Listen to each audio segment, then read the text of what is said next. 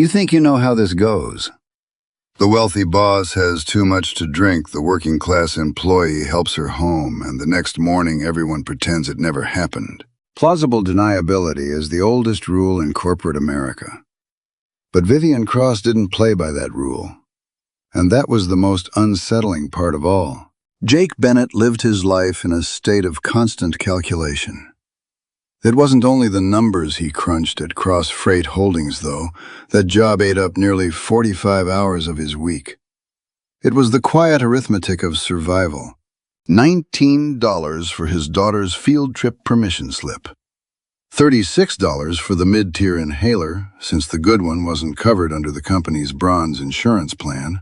35 minutes of sleep lost most nights to a dryer in his apartment building that rattled like a dying lawnmower. He was 35 years old, but some mornings he felt like he'd been carved out of cheap, heavy pine. Jake was an auditor in the supply chain division, a title that sounded impressive only to people who had never worked in corporate America. In reality, he was practically invisible. He occupied cubicle 12C on the 11th floor of the downtown Chicago tower, staring at spreadsheets that tracked freight margins across the Midwest corridor. He was good at it. He was quiet. He was thorough. And he never caused trouble because trouble cost money and Jake didn't have any to spare. The Cross Freight Holdings 10th anniversary gala was officially optional. Unofficially, the emails from HR had grown steadily less polite over 3 weeks, ending with a not-so-subtle reminder about company culture and team visibility. So Jake had dropped 6-year-old Lily off at his upstairs neighbor's apartment, pulled on a charcoal suit that was 6 years and about 10 pounds out of date, and taken the Blue Line downtown to the Whitmore Hotel. The ballroom smelled like seared beef tenderloin, expensive cologne, and old money. Somewhere in the neighborhood of $1 million was floating in that room, clinking around in crystal glasses under a chandelier the size of a small car. Jake stood near an ice sculpture shaped like a cargo ship nursing a club soda, watching the crowd the way a person watches the lion enclosure at the zoo, close enough to see it, careful never to get close enough to be seen. At the center of everything was Vivian Cross, 39 years old, entirely self-made, and depending on who you asked, either brilliant or terrifying. Probably both. She had inherited a struggling regional trucking company from her father, and over the better part of a decade, gutted it, modernized it, and rebuilt it into a logistics empire worth billions. She didn't walk into a room. She reorganized it. Employees stepped back as she passed, their smiles a little too tight, their laughter arriving half a second late. Jake watched her from his corner. She wore a deep navy gown that probably cost more than his car, and she was striking, but that wasn't the first thing people noticed. What people noticed was the stillness in her eyes. She held a glass of something amber-colored, nodding along as a cluster of older men in tuxedos laughed at a joke she clearly didn't find funny.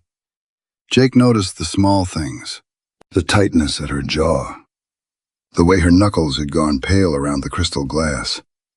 He checked his watch. 11:40.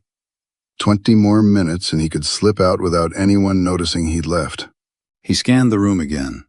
Vivian was on her 3rd drink now, and for a woman famous for iron discipline, she was working through it with a grim mechanical rhythm that didn't sit right with him. By midnight, the crowd had started to thin. The speeches were over. The senior executives were getting loud, their laughter booming a little too easily off the walls. Jake set his half-finished club soda on a passing tray and cut toward the service hallway, a shortcut to the back exit that let him skip the coat check line entirely. He pushed through the heavy service doors and the muffled thump of the band faded into the flat fluorescent quiet of the back corridors. He loosened his tie. His feet ached. He wanted nothing more than to get home, check on Lily, and collapse. He walked the length of the concrete hallway, pushed open the steel exit door, and stepped out into the cold, damp air of the loading alley behind the hotel. He reached into his coat pocket for the one stale cigarette he'd been rationing for 3 days, put it to his lips, struck a match, and froze. Down the alley, near a row of dumpsters, a black Suburban sat idling. Pressed against the brick wall, half hidden in shadow, was Vivian Cross. She wasn't standing straight. Her shoulders were slumped, her head tipping slightly against the brick. Standing far too close in front of her was Preston Hale. Jake knew Preston. Everyone at the company knew Preston Hale, the venture capital backer who had bankrolled the company's national expansion 5 years earlier. He also had a reputation, quiet but well known as a man who treated people like property he'd already paid for. Preston had a hand wrapped tightly around Vivian's upper arm. "Come on, Vivian," he was saying, his voice a low, practiced purr that made the hair on Jake's arms stand up. "You're making a scene. Get in the car. We'll swing by my place, get some coffee in you. We still need to talk about the merger." "No." The word came out slurred and heavy. She tried to pull her arm free, but her heels slid on the wet pavement and she stumbled. Preston caught her easily, pulling her against his chest. "You're a mess, sweetheart," he murmured, his other hand sliding to her waist. "Let me take care of you. Car's right here." She pushed weakly at his chest. "Get off me, Preston. My car's out front." "Your car's gone. I sent your driver home already. I've got you." He started pulling her toward the open door of the Suburban. Jake stood frozen in the shadows, the match burning down toward his fingertips until the heat finally snapped him back into his body. He dropped it. The math of survival ran through his head in a cold, fast list. Walk away. You are nobody here. Preston can end your career with one phone call. If Vivian even remembers this tomorrow, she'll fire you out of pure embarrassment. Lily needs new shoes for winter. You have $94 in checking. It was a simple equation, and the answer was go back inside. He stepped out of the shadows anyway. "Ms. Cross," Jake called out. His voice echoed off the wet brick, louder than he meant it to be. Preston's head snapped around. Vivian blinked, struggling to bring the approaching shape into focus. Jake walked forward at a steady, deliberate pace, not aggressive, just unavoidable. "Who the hell are you?" Preston snapped, his grip tightening on her arm. "Jake Bennett, sir, 11th floor logistics." Jake stopped about 6 feet away, hands visible out of his pockets. "Ms. Cross's assistant sent me to find her. Her car's actually waiting on the east side, mixed up with the valet." It was a flimsy lie, easily disproven, but he said it evenly. Preston sneered. "Her driver's gone. I'm taking her home." "Walk away, Bennett." "Can't do that, sir." Jake looked past him at Vivian. She was pale, swaying slightly, but for 1 second her eyes cleared and locked onto his. There was real panic in them. The unshakable executive from the boardroom was gone. She was just a frightened woman against a brick wall. "I said walk away." Preston stepped forward, chest puffed out, the smell of scotch and aggression rolling off him. "Unless you'd like to clean out your desk Monday morning." Jake didn't blink, even though his stomach had turned to ice. "If I go back inside without her, I have to tell hotel security I couldn't finish the job. There are 2 off-duty officers posted at the east entrance right now." Preston went still. He glanced down the dark alley, weighing it. He was the kind of predator who hated a difficult hunt, and a scene with police was the last thing a man like him wanted. His eyes turned flat and cold. "You're making a serious mistake, nobody." "Probably," Jake said. "Miss Cross, let's go." Preston shoved her away in disgust. She stumbled, and Jake closed the gap instantly, catching her elbow before she hit the pavement. Under the expensive fabric, she was shaking. "Pathetic," Preston spat, straightening his jacket. He climbed into the Suburban and slammed the door, and the vehicle peeled out of the alley, leaving a cloud of exhaust behind. Jake stood there a moment, holding his boss upright. "Okay," he breathed. "Okay, let's get you out of here." She sagged against him, her head dropping to his shoulder. Don't tell anyone." "I'm not telling anyone anything," Jake said quietly, steering her toward the street. "Come on, keep your feet moving. 1, 2, that's it." There was nothing cinematic about what came next. It was exhausting, unglamorous physical work. The alcohol had completely overwhelmed her system, and Vivian Cross was nearly dead weight. Jake half carried her 2 blocks to a busy intersection to flag a cab, avoiding the hotel's front doors entirely. A cold drizzle thickened into real rain, soaking through his jacket. Her gown dragged along the wet sidewalk, and he couldn't spare a thought for the fabric. He just needed her in a car. He finally waved down a cab, folded her gently into the back seat, and climbed in beside her, pulling the door shut.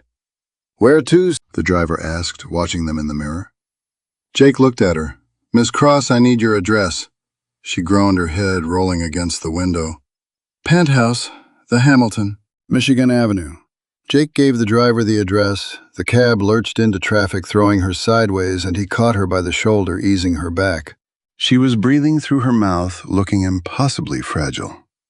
This was the same woman who had laid off 300 people in a single morning last quarter, the same woman who made senior vice presidents sweat through their shirts in quarterly reviews.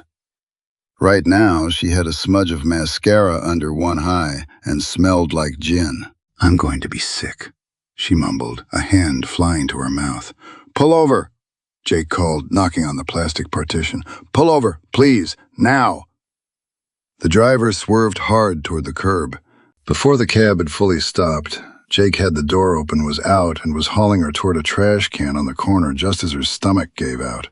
He stood behind her in the freezing rain, holding her hair back with one hand and steadying her shoulder with the other. People passed on the sidewalk, eyes carefully averted. A woman in an evening gown being sick into a trash can, and a soaked man in an ill-fitting suit holding her hair. Just another Friday night downtown. When she finished, she was trembling hard enough that her teeth chattered. She leaned back against him, completely spent. "I'm sorry," she whispered. It came out ragged. "It's all right," Jake said softly. He pulled a small packet of napkins from his pocket, something he always carried because of Lily, and handed them to her.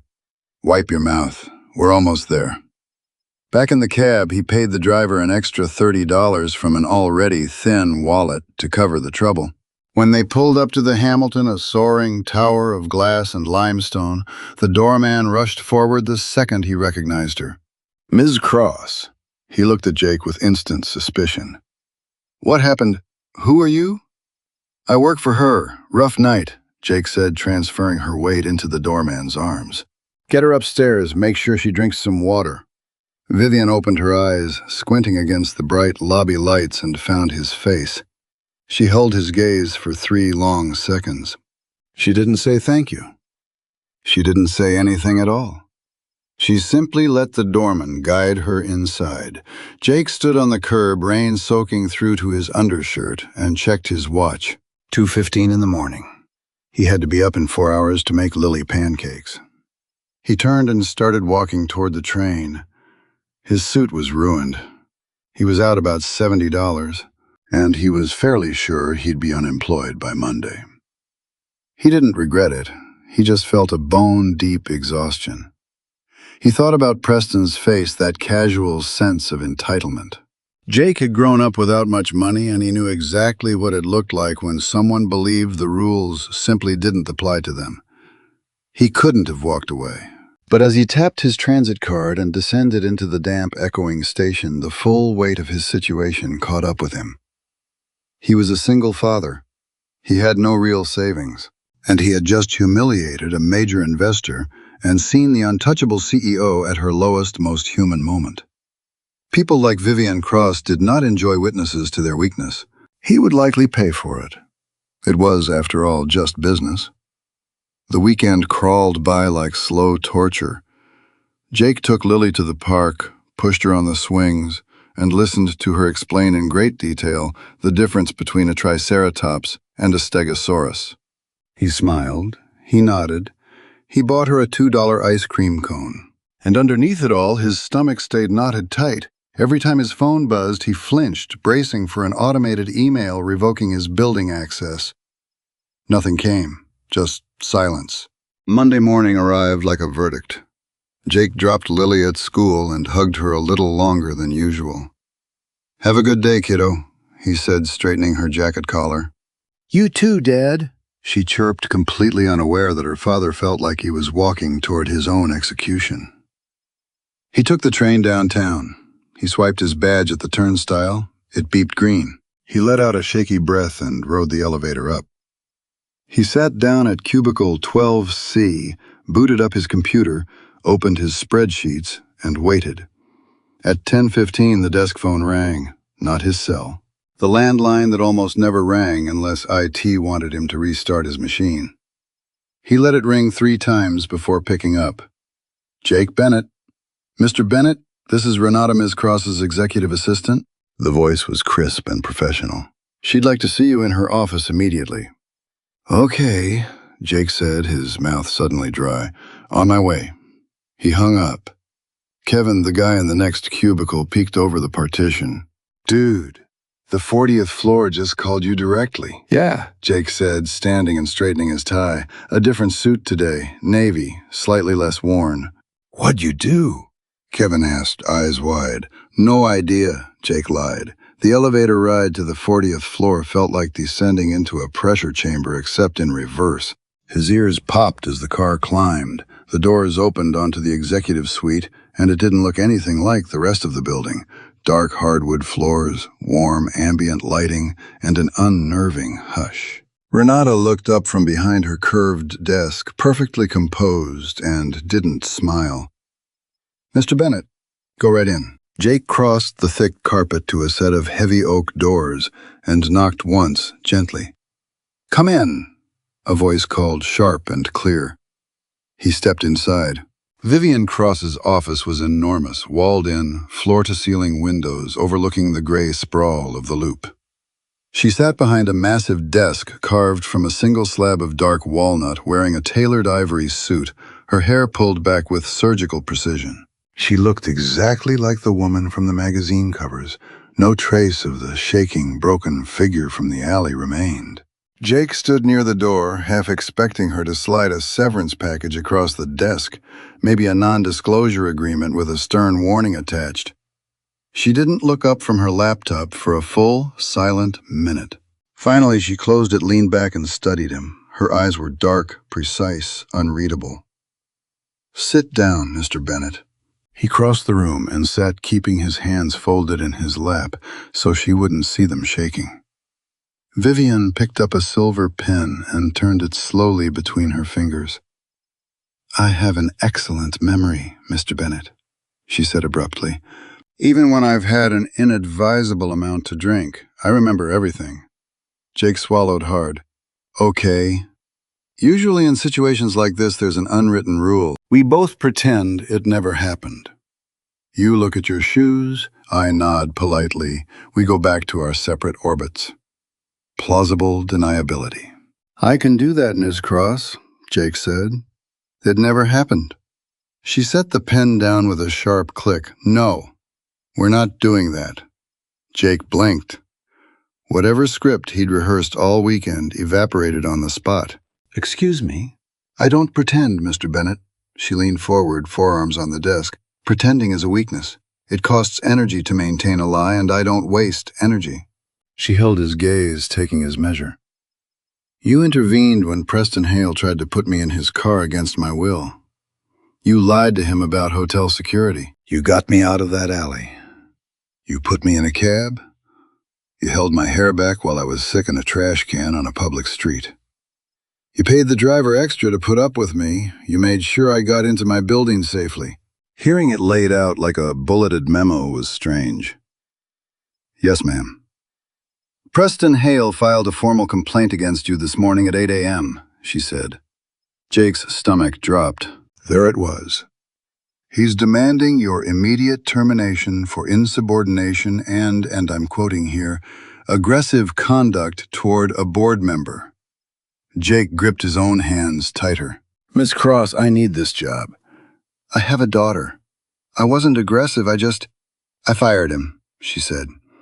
Jake stopped breathing. The silence stretched taut. What? He whispered.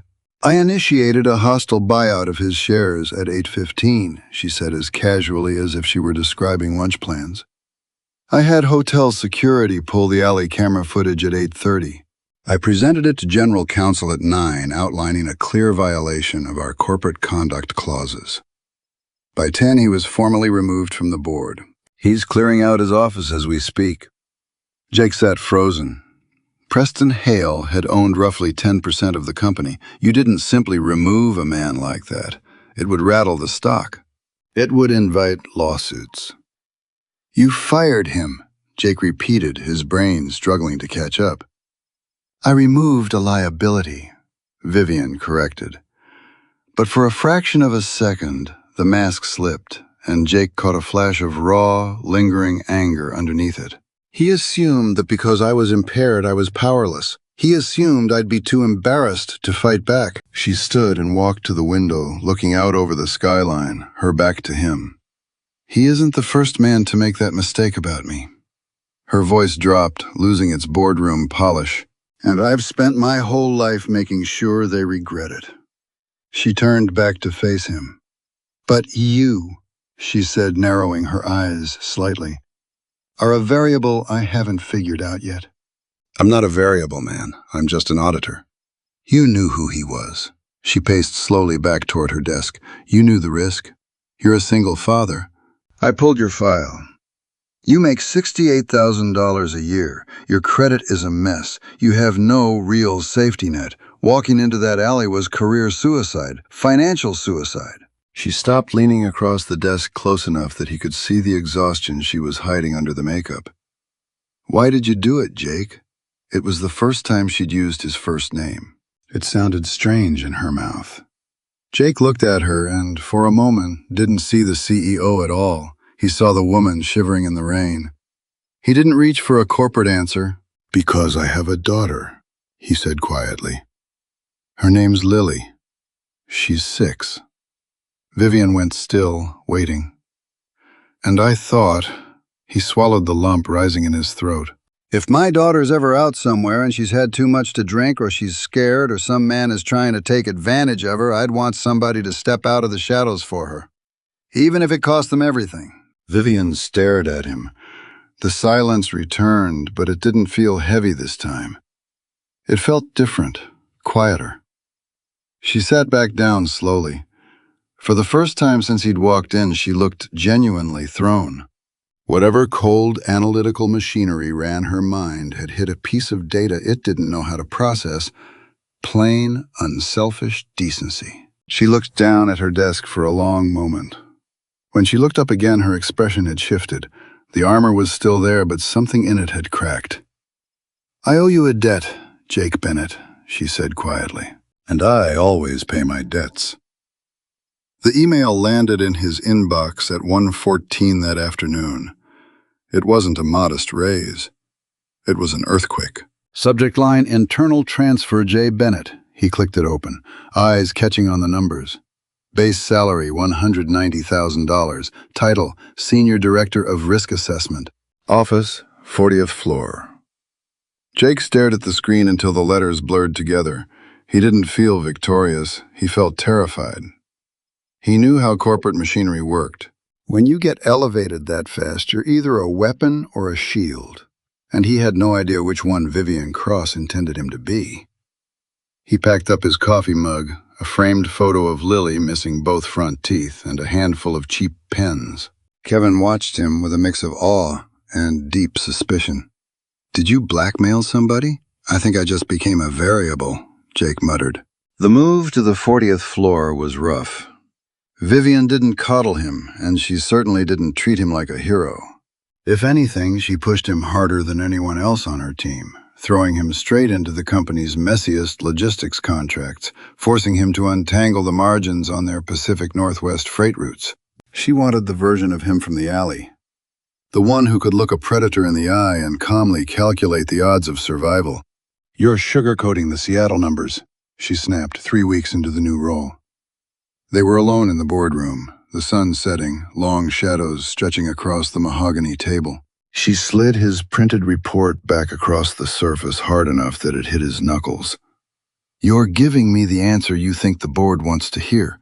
I didn't pull you off the 11th floor to be a yes man. Tell me the truth. Jake looked down at the scattered pages, feeling a familiar exhaustion sharpen into irritation. He'd stopped trying to be the polite employee weeks ago.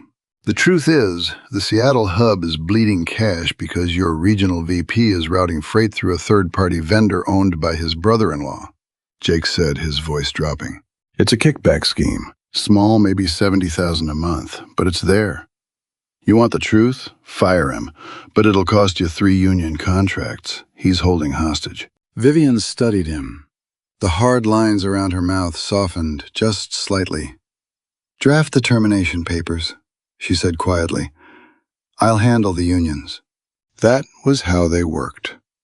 Brutal honesty, no buffers, no pretense. The real shift happened of all places on a Tuesday in November when the boiler at Lily's elementary school failed. Jake's phone buzzed at 9:30 with the automated closure notice. No babysitter available. His neighbor was out of town. He had a quarterly risk review with Vivian at 10:15. A cold, sharp panic spiked through him, the familiar math of single parenthood running unforgiving through his head. He picked Lily up, wrapped her in his oversized coat, and brought her downtown to the Hamilton note of the office tower. He walked off the elevator onto the silent, intimidating 40th floor, holding the hand of a 6-year-old in light-up sneakers shaped like dinosaurs. The squeak of rubber soles on polished hardwood echoed like gunfire. Renata stopped typing mid-sentence and stared at Lily as if Jake had walked in holding a live animal. Mr. Bennett, she said, voice tight. The quarterly review is in 10 minutes. I know, Jake said, peeling off Lily's coat. School closed. Nowhere else to take her. She'll sit in my office and draw. She won't make a sound. Is that a real silver pen? Lily asked, pointing at Renata's desk. Before Renata could answer, the heavy oak doors swung open. Vivian stood in the doorway in a charcoal suit, tablet in hand, her expression locked in its usual unreadable calm. She looked at Jake, then down at Lily. Jake braced himself. This was the line. Billionaires did not do bring your child to work day when there were millions of dollars on the agenda. Ms. Cross, I apologize, Jake started. Emergency at the school. I'll keep her in my office. Who are you? Vivian asked. She wasn't looking at Jake, she was looking at Lily.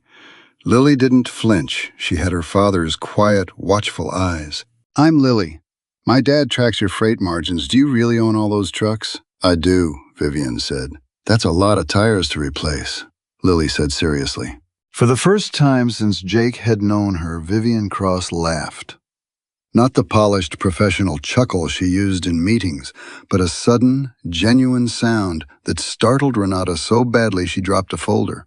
Bring her in, Vivian said, stepping back from the door. To the meeting? Jake asked, stunned. Unless she has somewhere more pressing to be. The quarterly review that followed was frankly absurd. 3 senior vice presidents sweated through a dry breakdown of fuel costs while a 6-year-old sat at the far end of the 20-foot conference table carefully coloring a stegosaurus. Halfway through the fuel cost slides, Vivian got up, walked the length of the table, and looked over Lily's shoulder. The plates on the back were for temperature regulation, not just defense, she murmured, handing Lily a darker crayon. Make them heavier. Jake watched his boss, the ruthless, untouchable executive from the magazine covers, gently correct a first grader's dinosaur anatomy. Something in his chest wound, tight for 6 years of solo parenting, loosened just a little. He understood then that Vivian wasn't hollow inside. She had simply built a very good fortress around whatever was left. The ghost of that night in the alley hadn't fully gone away, though. Removing a man with that much money and that much leverage didn't come without consequences. By mid-December, the board was circling. Preston Hale still had loyalist men who resented Vivian's cold, efficient dismantling of their old arrangements. They pushed for a vote of no confidence, citing a sudden, unexplained 11% drop in fourth-quarter liquidity. It was a manufactured crisis, a paper fire meant to force her out before the annual shareholder meeting. Jake barely slept for 3 days. He lived on black coffee and pure nervous energy. This wasn't just about his paycheck anymore. He was fighting for a woman who the week before had sat on the floor of her office helping his daughter build a freight terminal out of building blocks. He dug into the ledgers, bypassing the polished executive summaries to get down to the raw, unformatted shipping data. Numbers didn't lie. People lied. Spreadsheets built to look clean lied, but raw manifests didn't.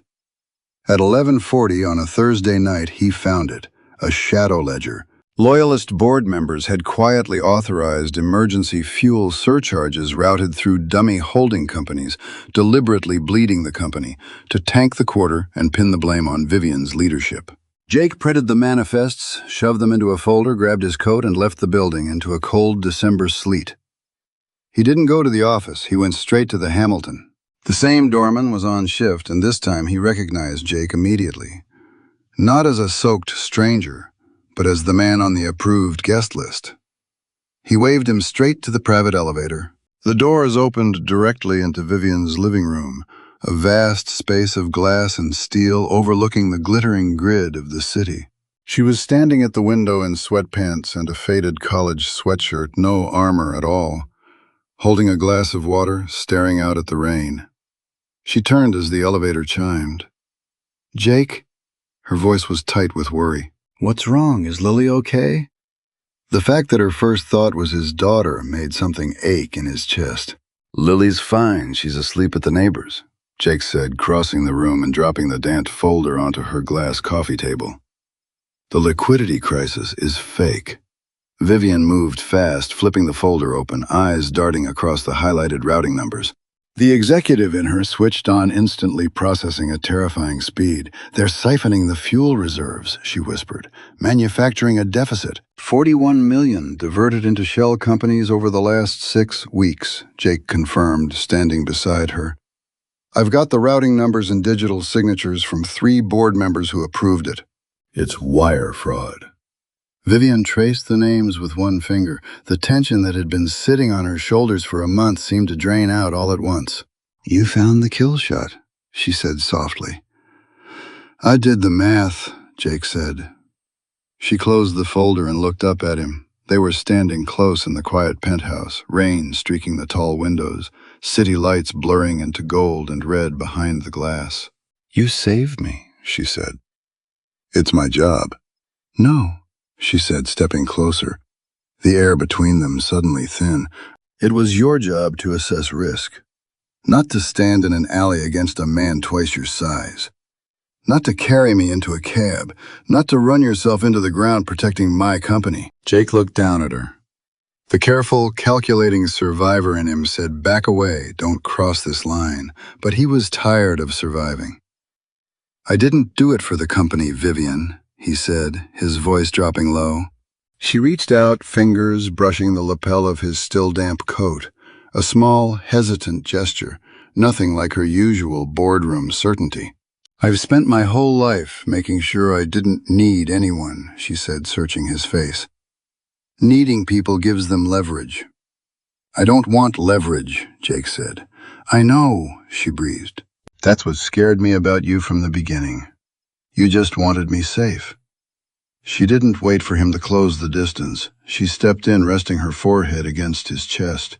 Jake let out a long breath and wrapped his arms around her shoulders, anchoring her against the storm outside. It wasn't dramatic or sudden. It was the quiet relief of 2 exhausted people finally setting their armor down. "What happens tomorrow?" Jake asked quietly into her hair. "Tomorrow," Vivian said, her voice muffled against his shirt, the steel already creeping back into her tone. "I fire 3 board members. I hand these files to the SEC, and I take my company back." She tilted her head up, a small, genuine smile breaking through. "And then we figure out how to get Lily into that gifted science program she won't stop talking about." Jake smiled back. The math had finally changed. It wasn't about surviving anymore. It was about building something that would actually last. If this story moved you, let us know in the comments. Would you have stepped out of the shadows the way Jake did, even if it meant risking everything? Sometimes one act of courage can change more than a single life. If you enjoy powerful stories about second chances, unexpected connections, and ordinary people making extraordinary choices, please like this video, subscribe to the channel, and turn on notifications so you don't miss the next story. Thank you for watching, and I'll see you in the next one.